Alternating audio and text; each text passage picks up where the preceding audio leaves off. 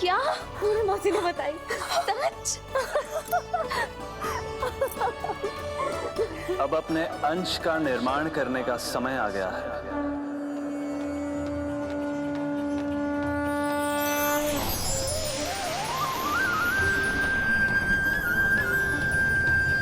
वसुदेव सुतं देवं कंसचाणूरमर्दनम्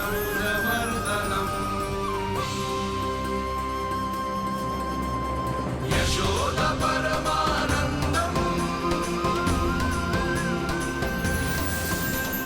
कृष्णं वन्दे जगद्गुरुं कृष्णं वन्दे जगद्गुरुं कृष्णं वन्दे जगद्गुरुं कृष्णं वन्दे जगद्गुरुं कृष्णं वन्दे जगद्गुरुं कृष्ण कृष्ण कृष्ण कृष्ण कृष्ण कृष्ण कृष्ण कृष्ण।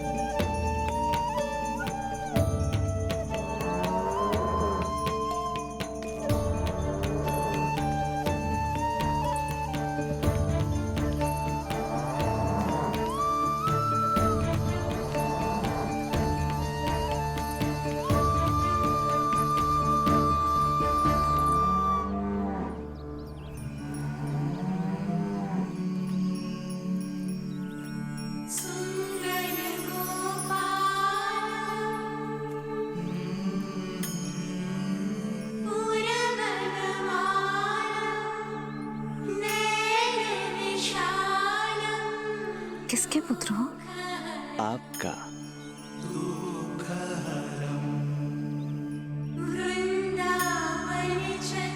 आपकी गोद में शीघ्र ही खेलने के लिए मैं आतुर हूँ मैया। कछु विचित्र लग रहा है। कौन हो तुम? मैं हूँ श्री विष्णु का अवतार।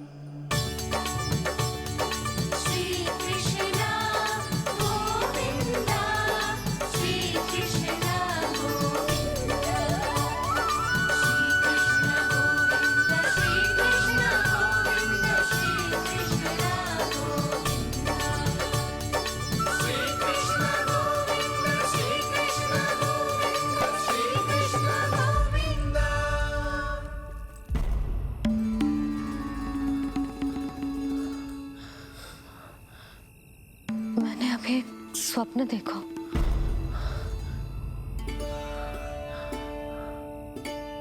क्या वो स्वप्न वन में था?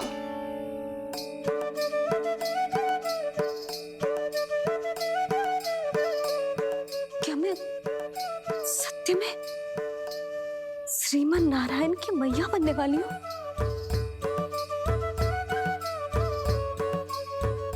यशोदा ने स्वप्न में जो देखा था, सांसारिक माया के कारण वो उस पर विश्वास करने में असमर्थ थी। मुझे भरोसा ना हो रहा है। ये तो संभव ही ना है। मैं श्रीमन नारायण की मैया कैसे बन सकती हूँ? परंतु स्वप्न इतना सच्चा, इतना वास्तविक था यशोदा। ऐसा लगो जैसे स्वप्न ना है, सच की परछाई है। आप मेरा उपहास कर रहे हो ना? अरे कल तक तो ये भी ना पता था कि मैं कभी मैया भी बन पाऊंगी कि ना। और आज आप कह रहे हो कि श्रीमन नारायण स्वयं मेरी कोख से जन्म लेंगे। ना ना, ऐसे उल्टे सीधे विचार मेरे मन में मत ही डालो आप।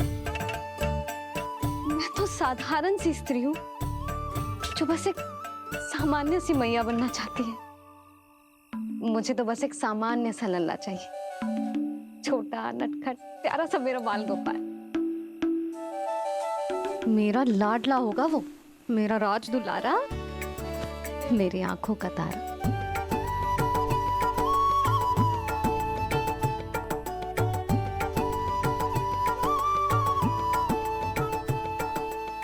मैया यशोदा और बाबा नंद का वात्सल्य प्रेम इतना अधिक था कि उनका मन इस अद्भुत घटना पर विश्वास करने को तैयार ही नहीं था। जिस स्वप्न को सत्य समझना था उसे मिथ्या मानकर भुला दिया उन्होंने, किंतु श्रीमन नारायण को आना ही था। स्वप्न साकार करने वाले को ही तो भगवान कहते हैं।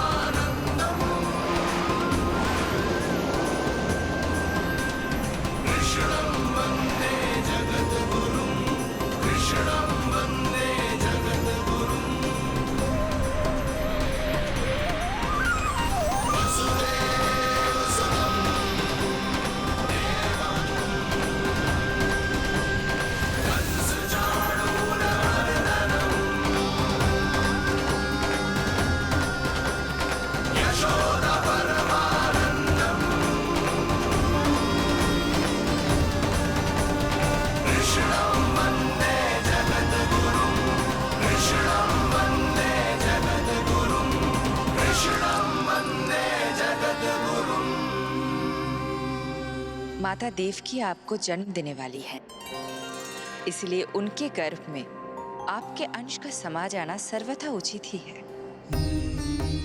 किंतु मैया यशोदा के हृदय में आपने अपने अंश का एक भाग स्थापित किया है। इसका अवश्य ही कोई ना कोई कारण होगा।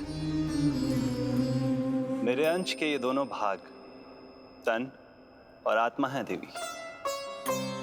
माता देवकी मेरे तन को जन्म देंगी,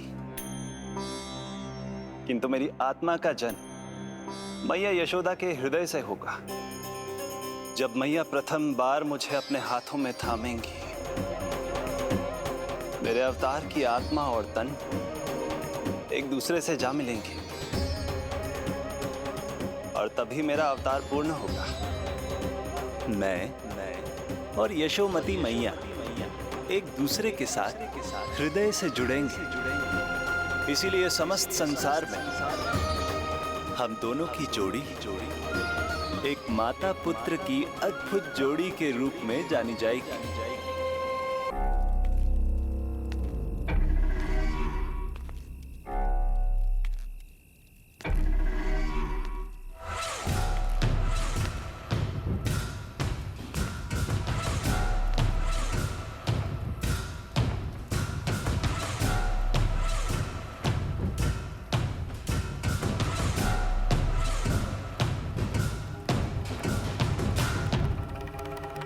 अच्छे कर्म करने वाला व्यक्ति भले ही कितनी भी विपत्तियों से क्यों ना घिरा हो, वो शांतिपूर्ण गहरी निद्रा में सो पाने में सक्षम होता है।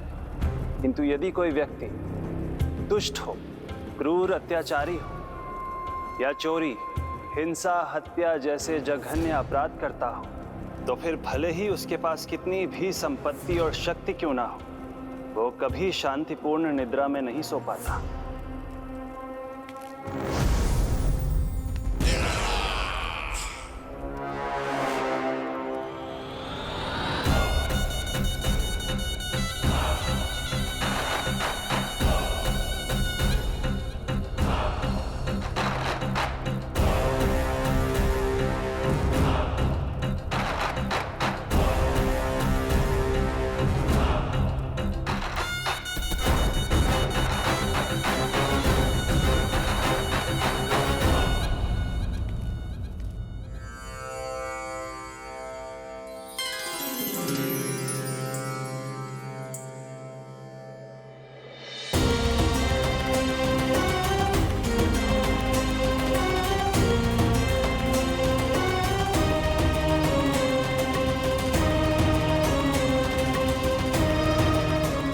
अब आप अपने अंश का निर्माण कीजिए देवी, ताकि जब मैं माता देवकी के 8वें पुत्र के रूप में अवतार लूं, तो आप भी मैया यशोदा की पुत्री के रूप में जन्म ले पाए।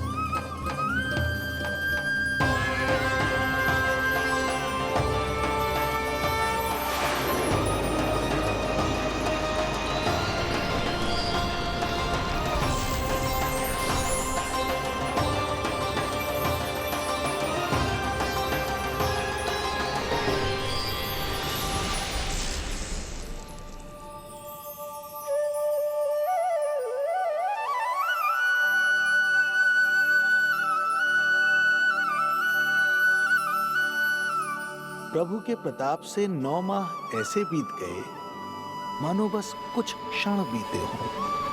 देखते ही देखते वो शुभ घड़ी, मैया यशोदा के लल्ला के जन्म की घड़ी आ गई।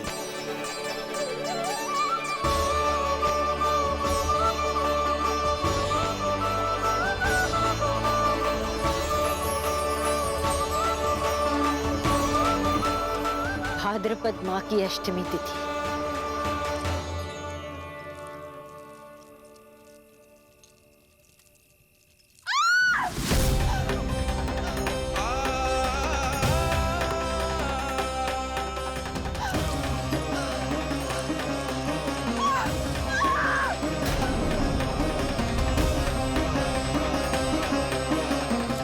स्वामी, लगता है प्रसव पीड़ा आरंभ हो गई है।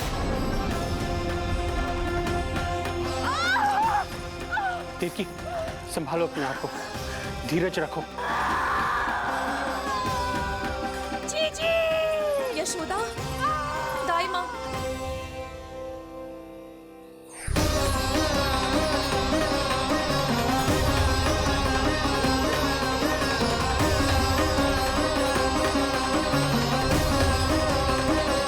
रोहिणी नक्षत्र, रोहिणी नक्षत्र।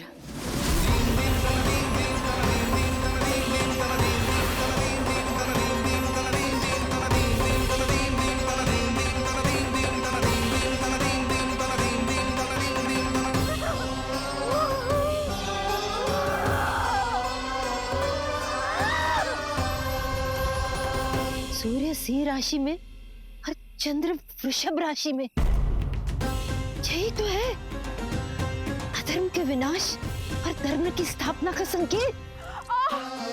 देवकी, तुम चिंता मत करो, सब ठीक हो जाएगा।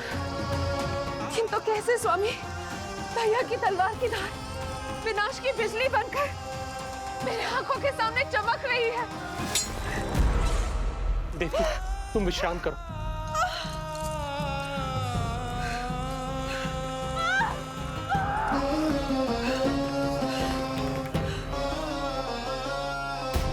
दुर्जन, जाओ फिर से देखो, मुझे पल पल का समाचार चाहिए।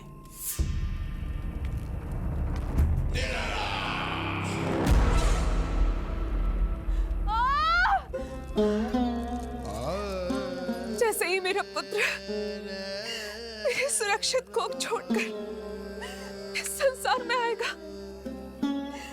भैया कंस मेरी ममता को मिले इस वरदान को मुझसे छीन लेंगे। चिंता मत करो देवकी, ये हमारा 8वां पुत्र है। यदि हमारे जीवन में कंस के दिए दुखों की धूप है, तो श्री हरि की भक्ति की छाया भी है। आकाशवाणी का स्मरण करो।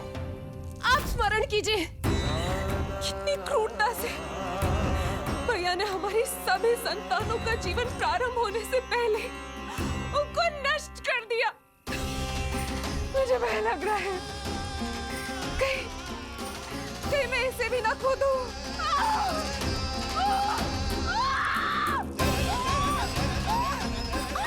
अब और प्रतीक्षा ना हो पाएगी मुझसे। अब और प्रतीक्षा से ना हो पाएगी।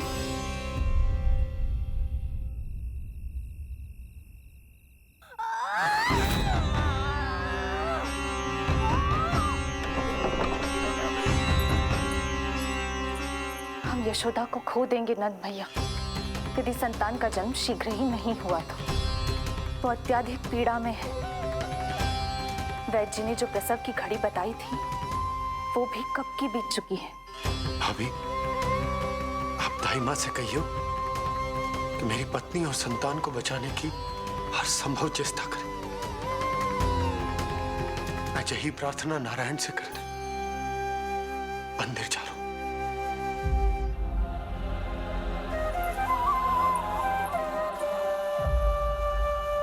प्रभु, मैया योग माया को जन्म क्यों नहीं दे रही है? मेरा ही तो शक्ति तत्व है योग माया। वो तभी जन्म ले सकती है जब मेरे 8वें अवतार श्री कृष्ण का जन्म होगा। तो प्रभु, अब आपको किस बात की प्रतीक्षा है? जब निश्चित प्रहर का अंत होगा और शून्य काल का प्रारंभ, तभी तो होगो जयंती योग, लल्ला के जन्म का योग। बस अब कुछ ही क्षण और।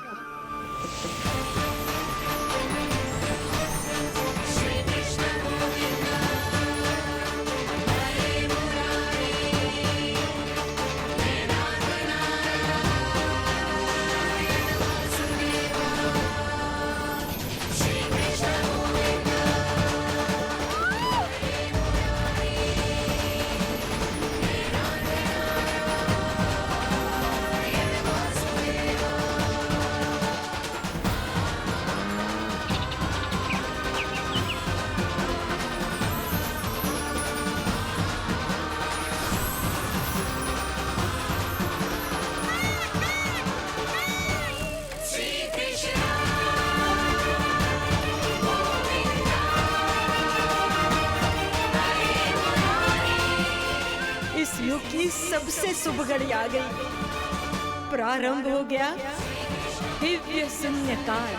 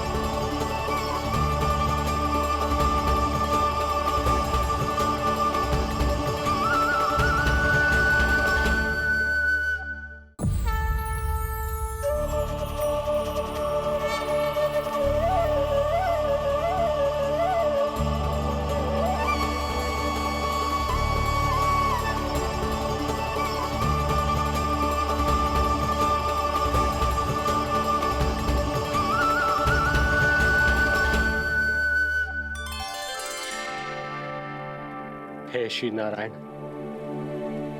हम परम सौभाग्यशाली हैं।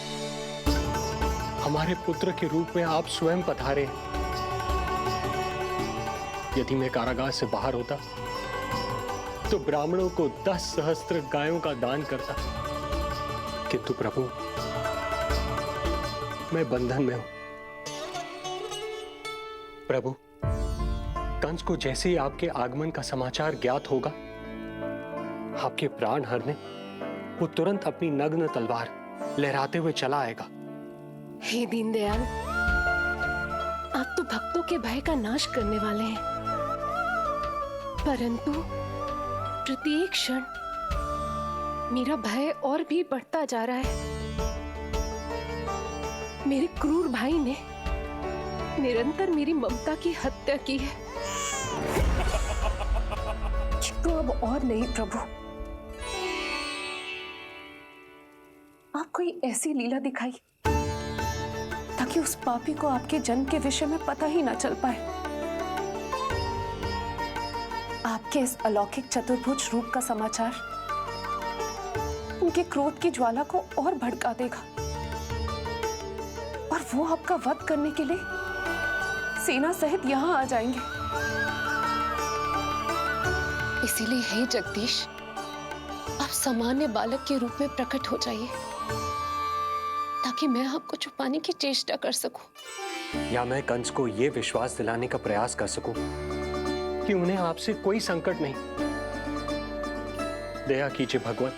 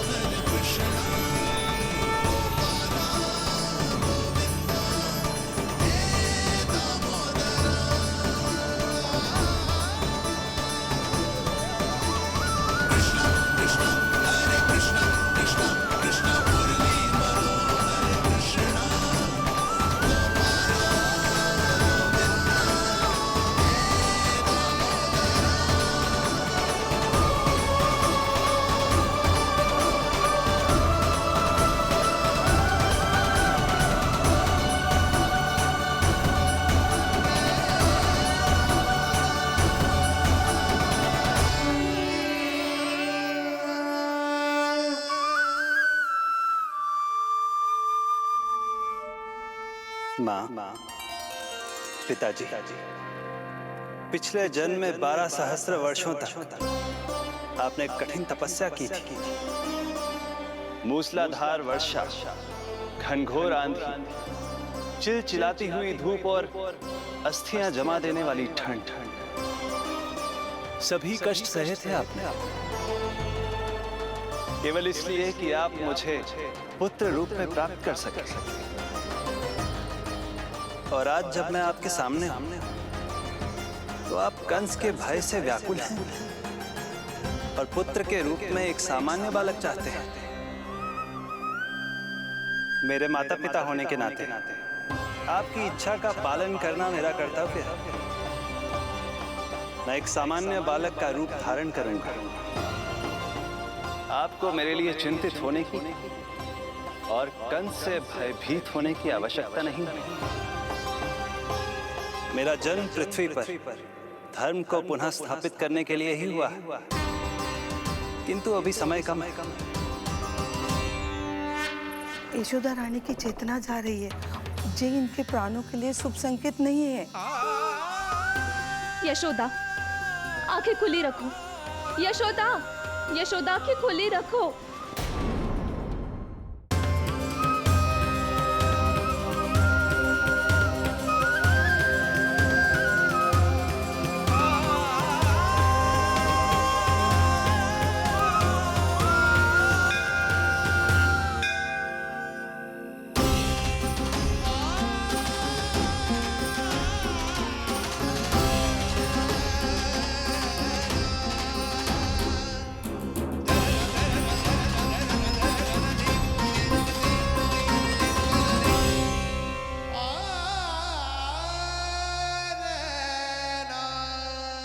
पिताजी, इससे पहले कि कंस यहाँ आए, आप मुझे लेकर यमुना पार चले जाइए।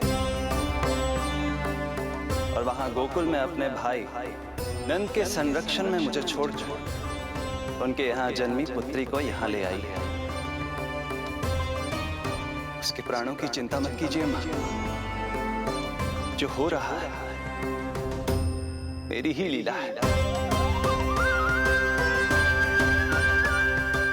अब जाइए पिताजी, शीघ्रता कीजिए।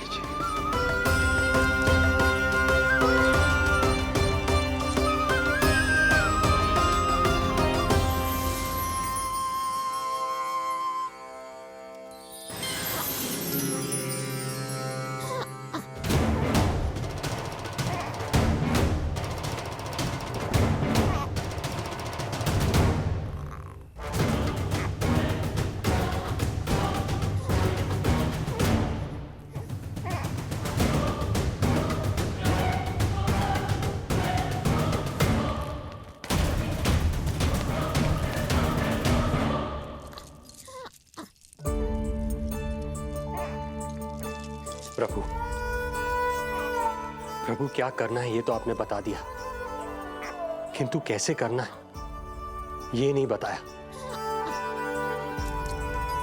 पीढ़ियों में जकड़ा हुआ हूं, कारागार से बाहर कैसे जाऊंगा? यशोदा, बस थोड़ी देर और धैर्य रखो। अब और प्रतीक्षा ना हो पाएगी मुझसे। अब और प्रतीक्षा ना हो पाएगी। अब और अधिक प्रतीक्षा आपको करनी भी नहीं पड़ेगी।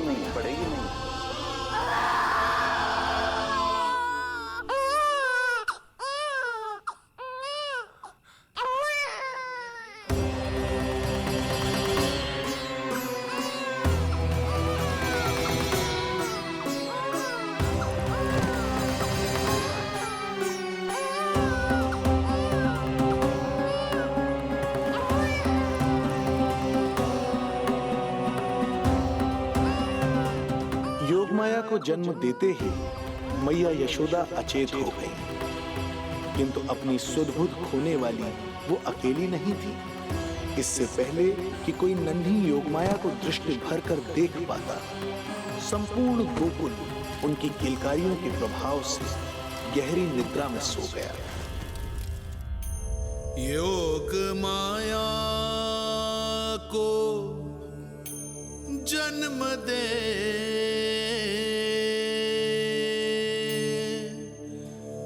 यशोमती हुई निढाल,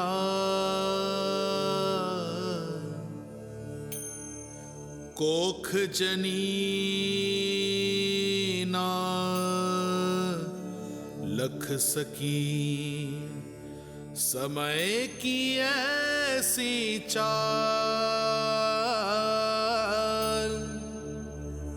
समय की ऐसी चाल।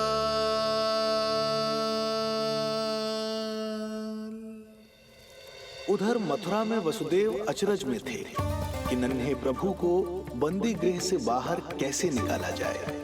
अब केवल श्री विष्णु की माया ही इनकी सहायता कर सकती थी। प्रभु की आज्ञा का पालन कैसे संभव होगा? संपूर्ण कारागार पहरेदारों से भरा पड़ा है।